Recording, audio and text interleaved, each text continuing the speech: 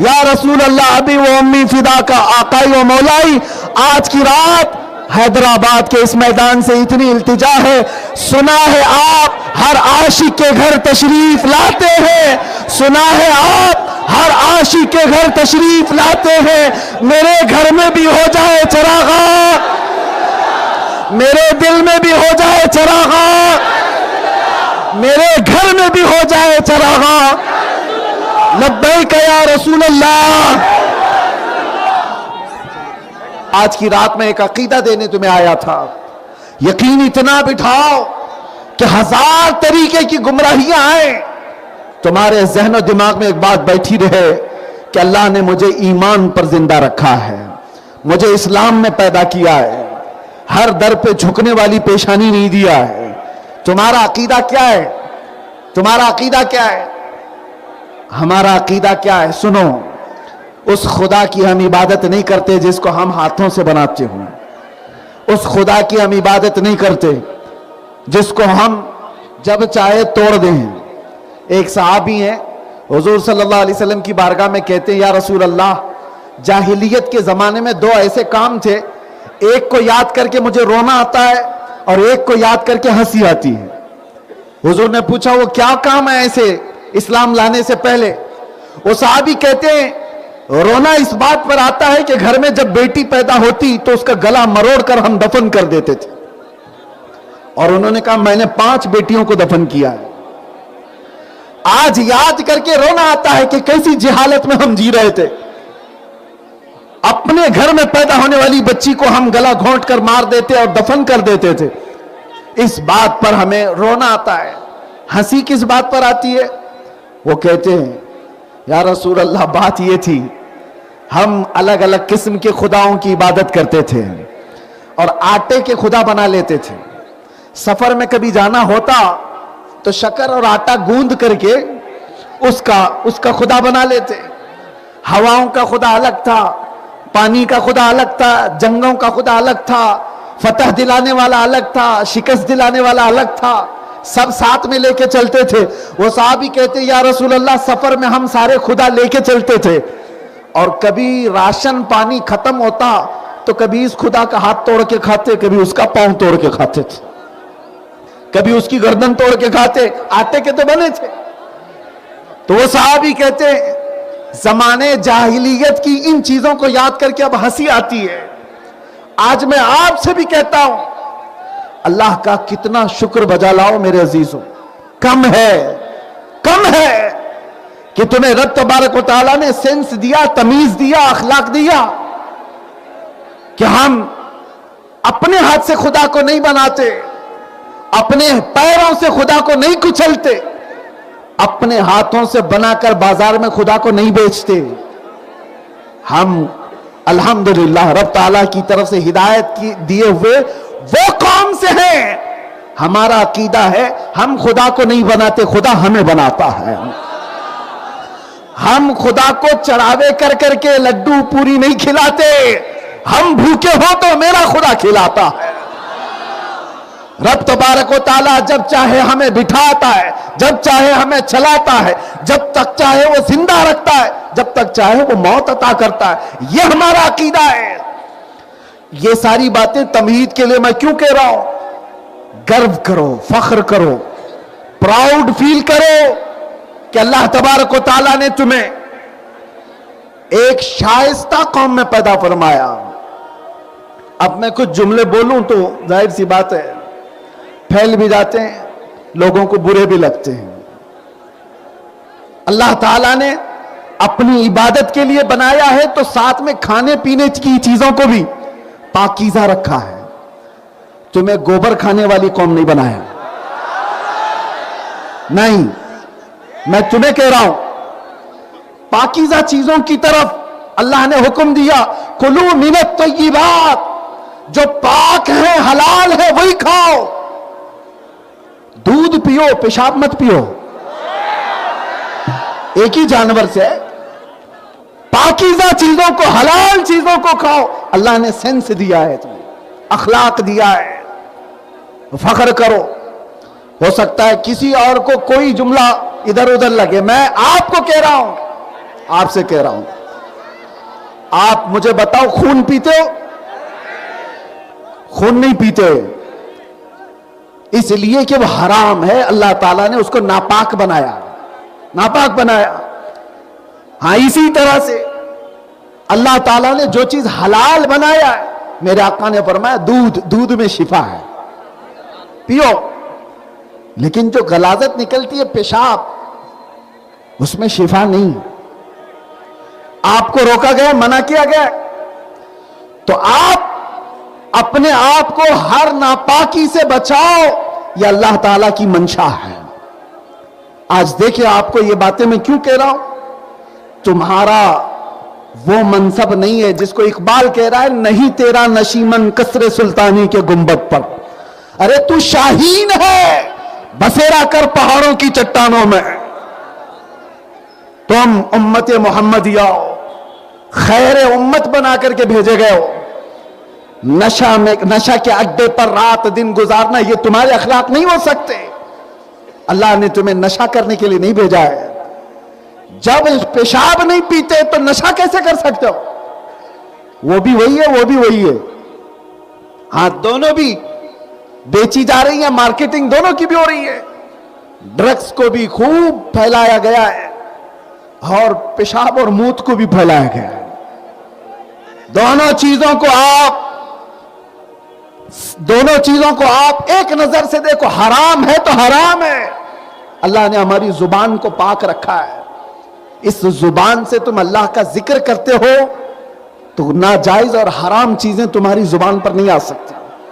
اب آؤ میں اور آپ کو بتاتا ہوں، آپ ایک خدا کے علاوہ کسی کے سامنے جھکتے نہیں، پاک چیزوں کے علاوہ کسی چیز کو ہاتھ لگاتے نہیں، یہ ایمان اور اسلام کی علامتیں بتا رہا ہوں، فخر کرو، پراؤڈ فیل کرو، اس خدا کی عبادت کرتے ہو جس کو کبھی مجبور سوچتے بھی نہیں، اس خدا کی عبادت کرتے ہیں جو مجبور نہیں ہے، وہ ہر شے کی طاقت رکھنے والا مالک و مختار پروردگار ہے۔ اور جانتے ہو ہم جب پیدا ہوئے تبھی ہم کو عقیدہ دیا گیا ہے، گھر میں پیدا ہوئے تھے، کسی مؤذن صاحب یا مولوی صاحب نے کان میں سب سے پہلے کیا کہا تھا؟ اللہ ہو، کیا کہا؟ زور سے بولو، ہاں یہی کلمہ سب سے پہلے کان میں آیا ہے، سب سے پہلے کان میں یہی آیا، اللہ اکبر، جس کا مطلب ہے اللہ سب سے بڑا ہے۔ کسی ایرے غیرے نتھو کھیرے کو بڑا کبھی نہیں ماننا، کوئی کرسی پہ بیٹھ جاتا ہے تو بڑا نہیں ہوتا، تھوڑے دنوں کے بعد سڑا ہو جاتا ہے، بڑا صرف اللہ ہے، اور پیدا ہونے کے وقت ہی نہیں، پھر جب مر گئے ہم، زندگی میں تو ہر نماز میں سنتے رہے، ہر مسجد سے سنتے رہے، اللہ اکبر اللہ اکبر اللہ اکبر، لیکن مرے ہمیں نہلا دھلا کر کے کفنا کر کے جنازہ لا کر رکھ دیا گیا، امام میت کے سامنے آ کر کھڑا ہوا اور ہاتھ اٹھایا، پھر کیا کہا؟ دنیا سے رخصت کرنے کے وقت بھی، دنیا سے رخصت کرنے کے وقت بھی یہ کہہ کر کے بھیجا جا رہا ہے، تو آیا تھا دنیا میں یہ کہتے ہوئے کہ اللہ سب سے بڑا ہے، اور جا رہا ہے دنیا سے یہ کہتے ہوئے اللہ سب سے بڑا ہے۔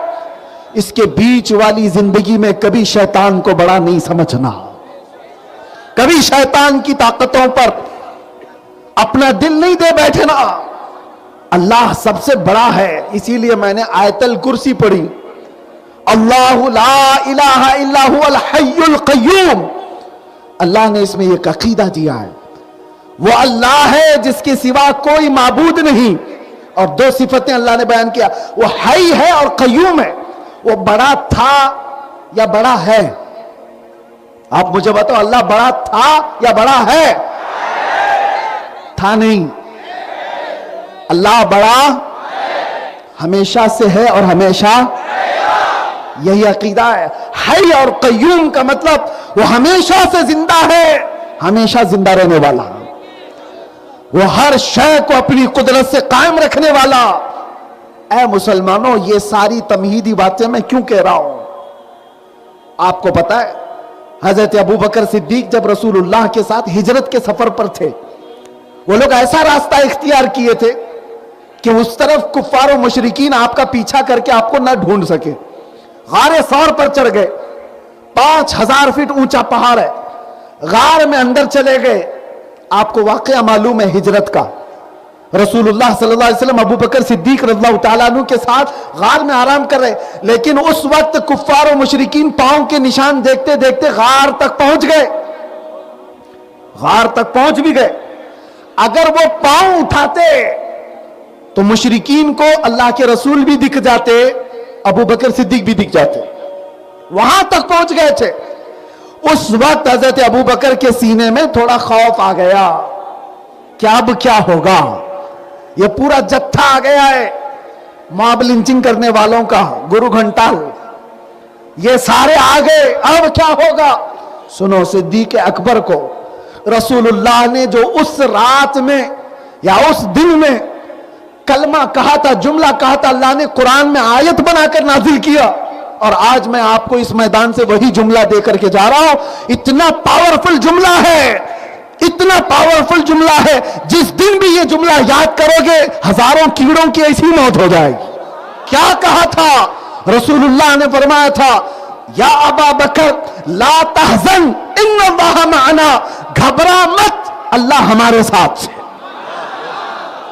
گھبرا مت، اللہ. یہی عقیدہ تو میں دینے آیا ہوں آپ کو.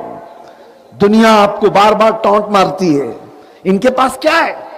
یہ بکھرے ہوئے لوگ ہیں، ان کا صحیح ڈھنگ کا کوئی لیڈر نہیں، ان کا کوئی قائد نہیں. یہ مال میں کم ہے، ایجوکیشن میں کم ہے، اخلاق میں گرے، سب کچھ ہے، لیکن ایک خدا پر جو ایمان رکھتے ہیں نا، یہی تو ایک بڑی طاقت ہے تمہارے پاس، یہی تو ایک بڑی طاقت ہے. اس کو اقبال نے کہا تھا، توحید کی امانت سینوں میں ہے ہمارے، توحید کی امانت سینوں میں ہے ہمارے، آسان نہیں مٹانا نام و نشاں ہمارا. یونان و مصر و روما سب مٹ گئے جہاں سے، باقی مگر ہے اب تک نام و نشاں ہمارا.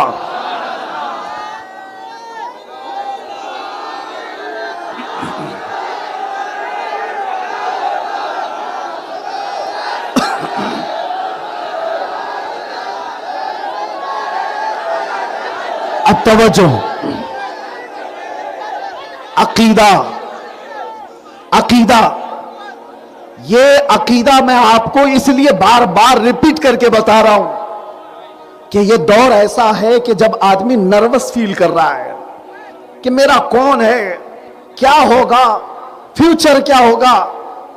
اب کے حالات ایسے بگڑے ہوئے حالات ہیں، فلاں جگہ مارا جا رہا ہے، ڈبایا جا رہا ہے، توڑا جا رہا ہے. یہ نئے نہیں ہے میرے عزیزو، یہ حالات نئے نہیں ہیں.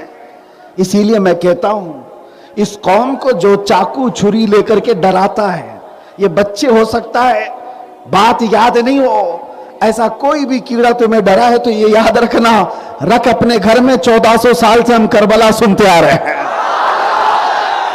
اس قوم پر بار بار حالات آئے، لیکن عقیدہ یہی ہے، اللہ ہمارے ساتھ ہے.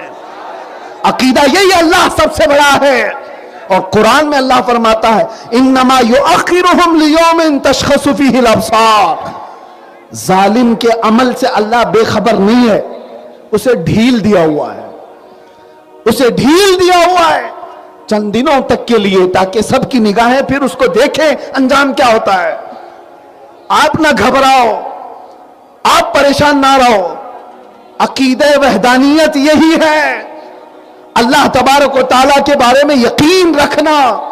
اور یہی یقین جب میں دہراتا ہوں تو پھر مجھے پکڑا جاتا ہے. نہ گھبراؤ مسلمانوں، ابھی خدا کی شان باقی ہے، ابھی اسلام زندہ ہے، ابھی قرآن.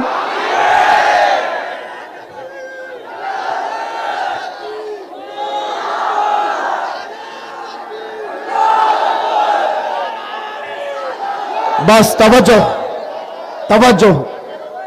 تقریر پوری، بہت ساری اچھی باتیں کرتے ہیں، عقیدہ بھی دیا، اخلاق بھی، لیکن کچھ لوگ وہ نہیں سنتے.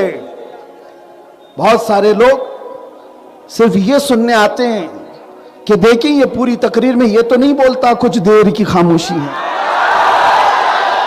اسی کے لیے میرے عزیزوں آپ کو میں اسی لیے یہ باتیں عرض کر رہا ہوں کہ جب اللہ تبارک و تعالیٰ کے ساتھ ہونے کا عقیدہ مضبوط ہو جائے پھر وہ کوئی بھی میدان ہو خوف تمہارے دل سے نکل جاتا ہے, ڈر تمہارے دل سے نکل جاتا ہے. اور میرے آقا نے فرمایا دو خوف ایک دل میں نہیں آ سکتے, اللہ کا خوف اور دنیا کا خوف دونوں ایک دل میں نہیں آ سکتے. اگر اللہ کا خوف ہے تو دنیا سے نہیں ڈرے گا, اور دنیا کا خوف ہے تو پھر اللہ سے نہیں ڈرتا ہے. کہ دو خوف ایک دل میں نہیں آئیں گے. آج یہ عقیدہ لے کر کے جاؤ کہ کس سے ڈرنا ہے, اس سے ڈرو جو سزا و جزا کا مالک ہے, جو ہمارے اعمال کی پوچھ کرنے والا ہے. ان سے کیا ڈریں جو ہماری چائے پانی کے بھی خرچے نہیں دینے والے ہو. ان سے کیا ڈرنا جو بیمار ہو جائے تو وہ صحیح کرنے کی طاقت بھی نہیں. اسی لیے آپ کو میں بتاتا ہوں, جو جوتیاں چاٹتے ہوئے رہ گئے بیچارے, سالوں بھر کسی کی اٹھاتے ہوئے رہ گئے, ان کو سمجھ ہی نہیں آیا عقیدہ کیا ہے. میں آپ کو بتاتا ہوں, حاتم اصم ایک بہت بڑے بزرگ ہیں, خلیفہ ہارون رشید نے ان سے کہا کہ حضور کوئی حاجت ہو تو بتائیے. بادشاہ وقت کہہ رہا ہے, اپنے وقت کا سلطان کہہ رہا ہے اللہ کے ولی سے کوئی حاجت ہو تو بتاؤ. حاتم اصم نے کہا ہاں ہے, دو حاجتیں ہیں میری, کرو گے پکا؟ کہا حضور پکا کہہ رہا ہوں, جو طاقت ہو لگا کہ آپ کی حاجت پوری کروں گا. انہوں نے کہا, حاتم اصم نے کہا ایک چٹھی میں لکھ کر کے دے دو, میں 100 سال تک مر نہیں سکتا, 100 سال تک میں مر نہیں سکتا, یہ گارنٹی مجھے چاہیے. خلیفہ نے کہا حضور میں تو ایک دن کی بھی نہیں لے سکتا, میں 100 سال کی کیا بات, ایک دن کی بھی لکھ کے نہیں دے سکتا. تو حاتم اصم نے کہا اچھا وہ نہیں کر سکتے تو پھر ٹھیک ہے, ایک کام کرو, میں جتنے سال بھی جینے والا ہوں میرا سارا رزق مجھے ایک ہی دن دے دو, ایک ہی دن مجھے میرا پورا رزق مل جانا چاہیے. بادشاہ نے کہا مجھے کیا پتا کتنے سال جینے والے اور کتنا رزق آپ کا ہے, یہ بھی نہیں کر سکتا. تو حاتم اصم نے کہا ارے نادان, تیرے ہاتھ میں نہ زندگی بڑی کرنے کی طاقت ہے نہ میرے رزق کی طاقت ہے, پھر پوچھتا کیوں ہے کہ حاجت کیا ہے؟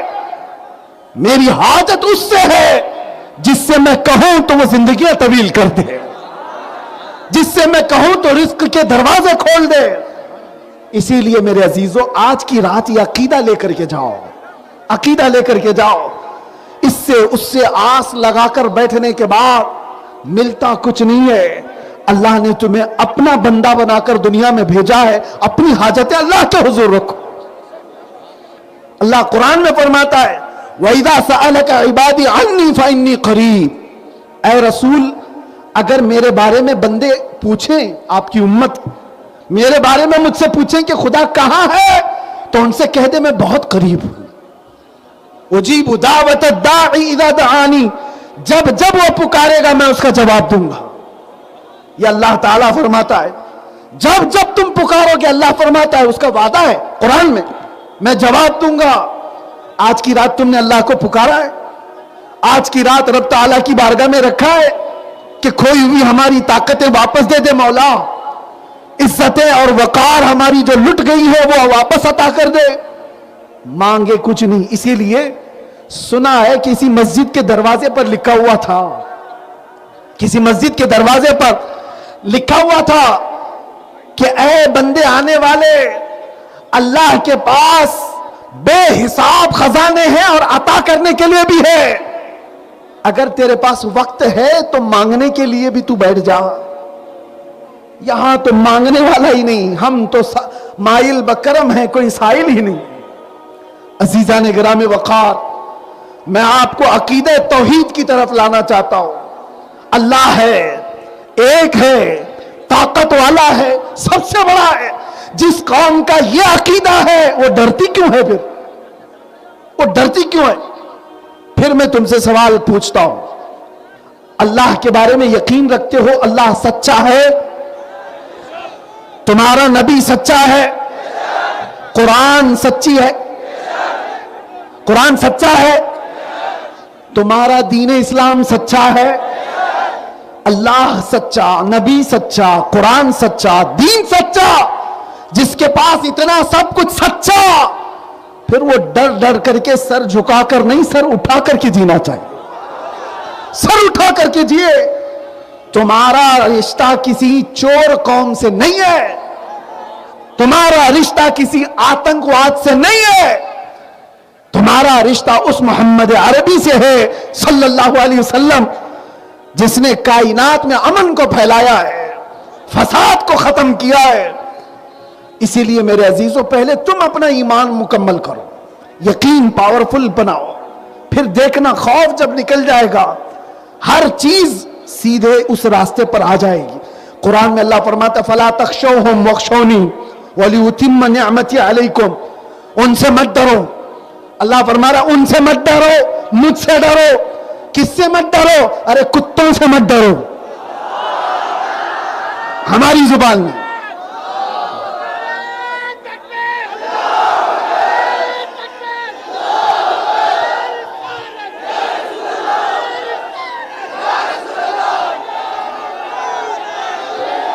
توجہ،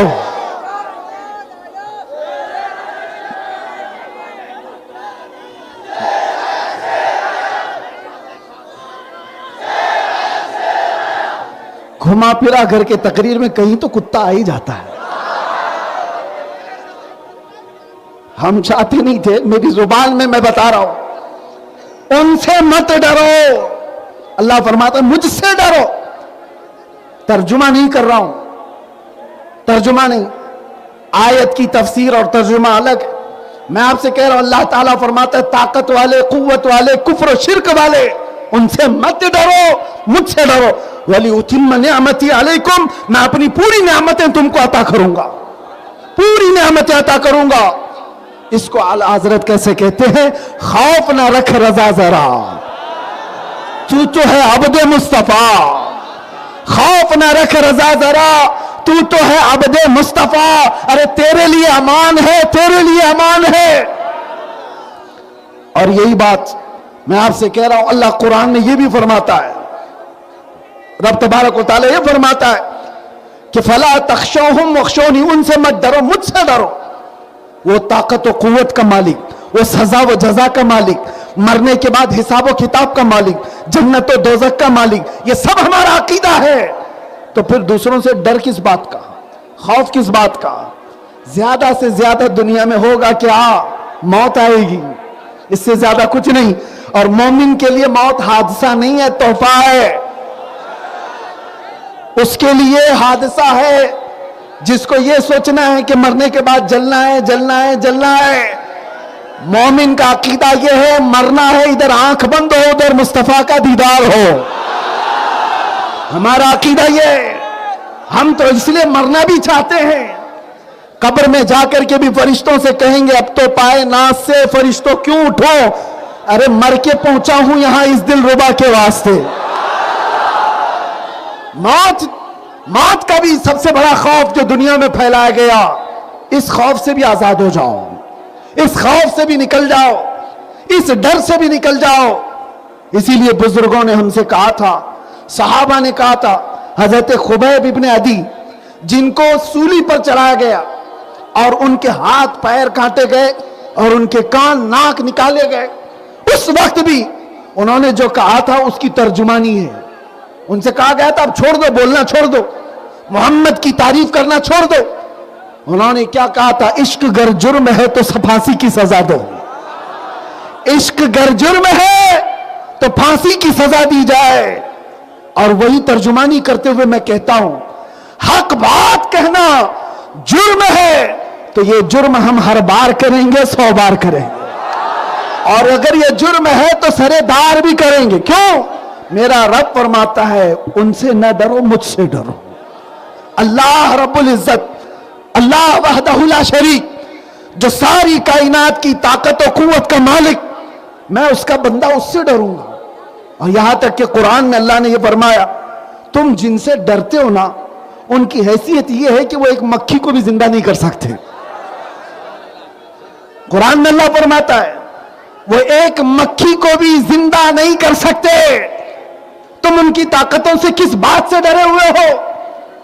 ڈرو اس شہنشاہ اعظم سے جس نے فرعونوں کی پکڑ کی ہے، جس نے نمرودوں کو برباد کیا ہے، عذاب میں تہس نہس کیا ہے. اس کے خوف سے ڈرو. جب وہ کسی کو ہلاک کرنے پر آئے تو ہلکی چیزوں پر ہلاک کر دیتا ہے. فرعون کو پانی میں غرق کر کے ہلاک کر دیا گیا، نمرود کو مچھر سے ہلاک کر دیا گیا، ابو جہل کو کسان کے چھوٹے بچوں نے ختم کر دیا. اس خدائی قانون کا اندازہ آپ کو نہیں ہے. وہ جب پکڑ کرتا ہے تو بہت چھوٹی چیزوں سے بڑی بڑی طاقتوں کو سلا دیتا ہے. آج کے اگر نشیڑی بادشاہ بھی اگر یہ سوچتے ہو تو مچھروں کے آنے کی دیر ہے، ہواؤں کا رخ بدلنے کی دیر ہے، اللہ کی پکڑ آئے گی. اس لیے آپ ان معاملات سے اپنے آپ کو بے قابو مت کرو. میرا رب رحمان و رحیم ہے، ستار و غفار ہے، جبار و قہار ہے. اور آج کی رات اسی لیے عبادتوں کے لیے بلایا گیا. کون ہے مجھے بتاؤ دنیا میں کون ہے جو تم سے پیار کرتا ہو؟ آج کسی کے دروازے پر جاؤ، لوگ آج آپ کو سلام کرنے کو تیار نہیں. سوچتے ہیں کہ یہ قرضے مانگنے آ گیا ہوگا، کسی طرح کی کوئی چیز مانگنے آ گیا ہوگا. لیکن ایسی بکھری ہوئی قوم کو کون پوچھنے والا ہے آج؟ ان کی دستگیری کرنے والا کون ہے آج؟ ارے ہمارے ہاں تو حال یہ ہے، سیکولر نام کی پارٹیاں جتنی ہیں یہ بھی ہمارا نام لینے سے ڈرتی ہیں. ہے نا؟ حقیقت ہے کہ نہیں ہے؟ ہماری قوم کو آج ایسا بنا دیا گیا. ارے وہ سیکولر پارٹیاں بھی مسلمان نام سے ڈرتی ہیں. نہیں، ان کو کھل کر کے نہیں بولیں گے ورنہ ہم کو بی جے پی والے چھوڑیں گے نہیں. ارے نام تک نہیں لینا چاہتے، ہمارا ووٹ ہمارے چاہیے، اور اندر گھر میں بلا کر کے لالی پاپ ضرور دیں گے. نام نہیں لینا ہے، ہمارے مدوں پر بات نہیں کرنا ہے. قرآن کی بے حرمتی ہو، رسول اللہ کی بے حرمتی ہو، اسلام کی بے حرمتی ہو، کچھ نہیں بولنا ہے، کچھ نہیں بولنا ہے.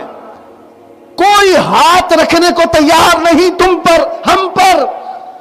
صرف ایک خدا وحدہ لا شریک ہے جو آج بھی اعلان کر رہا ہے آ جاؤ، صبح تک میں ہر ایک کو بخشنے کے لیے تیار ہوں، کوئی مجھ سے بات تو کرے. اللہ تبارک و تعالیٰ آج بھی بلا رہا ہے، صبح تک میں بخشش کے لیے، میں مغفرت کے لیے ہوں، تمہاری مغفرت کے لیے تیار. لیکن کوئی آنے والا نہیں. آج اس قوم کا حال میرے عزیزوں کوئی نہیں پوچھنے والا. وہ خدا وحدہ لا شریک نے ہزاروں موقع ہمیں دیے ہیں، ہزاروں موقع. اور سچ بتاؤں ہمارے اعمال تو ایسے ہیں کہ کب کے عذاب آ جاتا، زمین پھٹ جاتی اور دھس جاتے. نشہ میں چور رہنے والے، زنا کے اڈے قائم رکھنے والے، شراب کی بوتلوں پر جینے والے، لوٹ مار مچانے والے. پہلے کی قوموں میں جب ایسی قومیں آتی تھی تو اللہ کا عذاب آتا تھا، پتھروں سے بارش ہو جاتی، آگ برس جاتی، لوگ بندر کی شکل بنا دیے جاتے، خنزیر کے بنا دیے جاتے، ہوائیں چلتی اڑا دیتی. کچھ قومیں ایسی ہیں ان پر عذاب ایسا آیا ہے کہ ان کے بھیجے کانوں سے نکل گئے تھے، زمینوں پر پڑے رہ گئے تھے. وہ سارے برے کام آج بھی ہو رہے ہیں، لیکن وہ رب تعالیٰ ویسا عذاب نہیں دیتا. نہ تم پر پتھروں کی بارش آ رہی ہے، نہ تم پر ہواؤں کے تیز جھونکے اڑا کر کے لے جانے کے لیے بھیجے جا رہے ہیں، نہ آگ بھیجی جا رہی ہے. اس قوم کو اللہ تعالیٰ ویسے عذاب میں نہیں مبتلا کرتا. نہ بندر کی شکل بنائی جاتی ہے، نہ خنزیر کی شکل بنائی جاتی ہے. کیوں؟ قرآن میں میرا مولا فرماتا ہے اس لیے ان کو میں عذاب ویسا نہیں دے سکتا جیسے پہلی قوموں کو دیتا تھا. وجہ یہ ہے کہ ان کے بیچ میں میرا محبوب آرام کر رہا ہے. یہ میرے محبوب کی امت ہے. ہم بچے ہوئے ہیں رسول اللہ کے واسطے سے. پکڑ ہو جاتی، ہم گناہ ایسے ایسے کر چکے ہیں کہ عذاب آ جاتا. اس رب نے ہمیں ہزاروں موقع دیے ہیں. اسی لیے شاعر نے کہا ہے جگہ جگہ کے تھک چکے ہیں تمہیں یہ ہنگامے، نشاط لذت خواب گراں بدل ڈالو. غلط روی سے منازل کا بودھ بڑھتا ہے. مسافروں روش کارواں بدل ڈالو. ادھر ادھر چلتے رہو گے تو منزل لمبی ہو جائے گی. جس راستے پر رسول اللہ نے تمہیں چھوڑا تھا آ جاؤ اس راستے پر. جتنے تم ٹیڑے راستے اختیار کرو گے منزل بڑھتی چلی جائے گی, نہیں پہنچ پاؤ گے. اور اتنے بڑے بڑے حادثے تمہیں جگانے کے لیے کافی نہیں ہے. ایک حادثہ تھا راجہ داہر سنگھ, اس کے چند گنڈوں نے عورتوں کو کڈنیپ کیا تھا, ان کا مال لوٹ لیا تھا جو حج پہ جا رہی تھی. ان عورتوں نے آواز لگائی تھی کوئی ہمارا بھائی ہے جو ہماری عزتوں کی حفاظت کرے. جانتے ہو 5000 کلومیٹر دور سے محمد بن قاسم 19 سال کا جوان 10,000 کا لشکر لے کر اپنی بہنوں کی عزت کے لیے آ گیا تھا.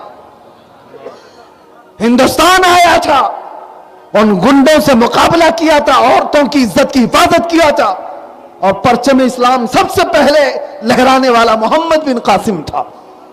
دنیا کو اگر پتا نہ ہو تو میں آپ کو بتاؤں, وہ 19 سال کا جوان تھا. 5000 کلومیٹر دور سے پکاری ہوئی بہن کی آواز نے اسے بے قرار کر دیا. یہاں بغل سے بھاگنے والی لڑکی کے بھی تمہیں خیالات نہیں.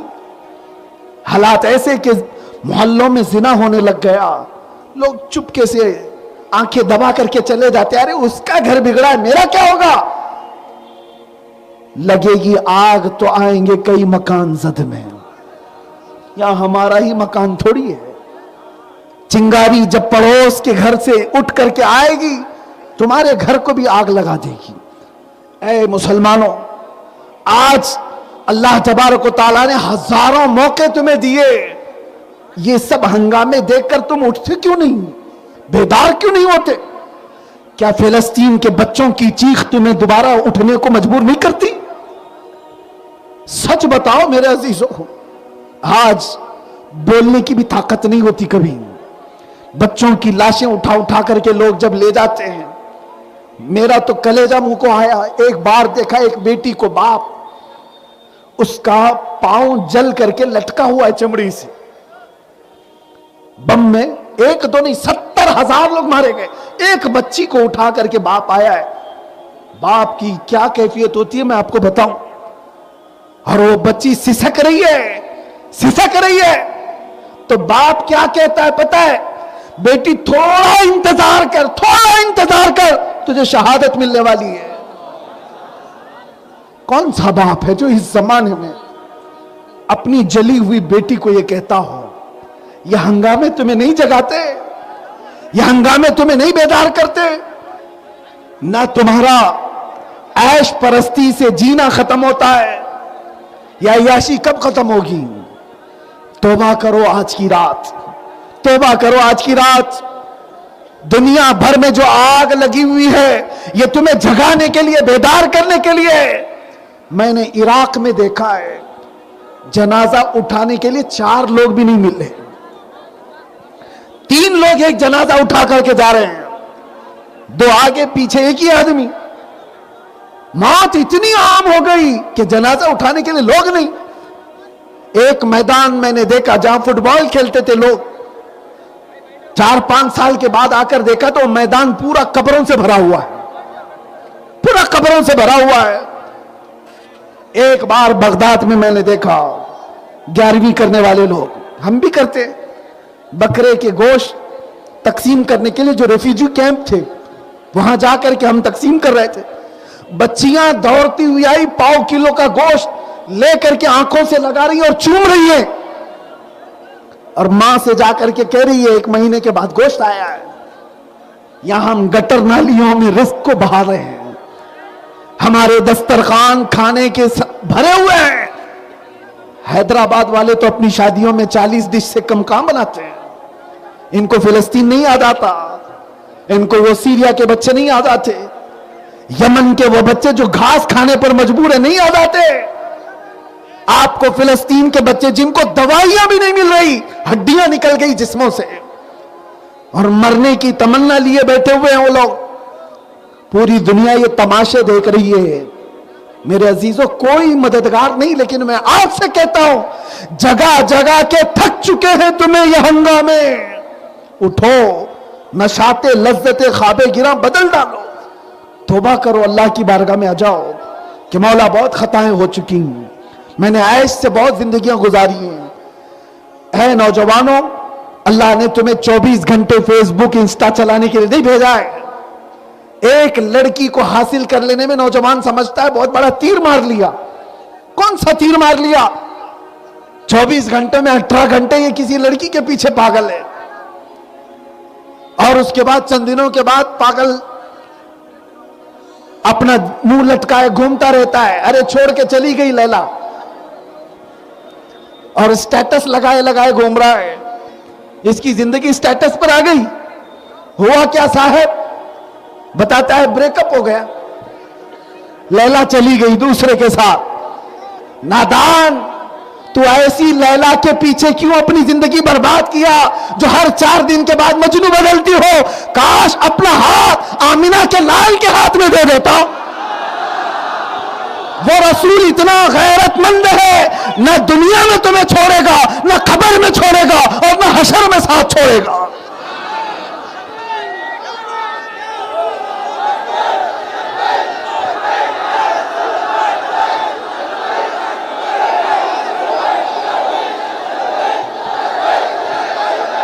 آ جاؤ، بس میں گفتگو ختم کرتا ہوں، سمیٹتا ہوں، وقت زیادہ ہو گیا۔ عقیدہ توحید کے بعد اللہ ایک ہے اور ہمیشہ سے ہے اور ہمیشہ رہے گا۔ اسلام تھا، اسلام ہے، اسلام میرے نبی کے متعلق رہے گا، یوں ہی ان کا رہے گا، یوں ہی ان کا چرچا رہے گا۔ پڑے خاک ہو جائیں جل جانے والے، اب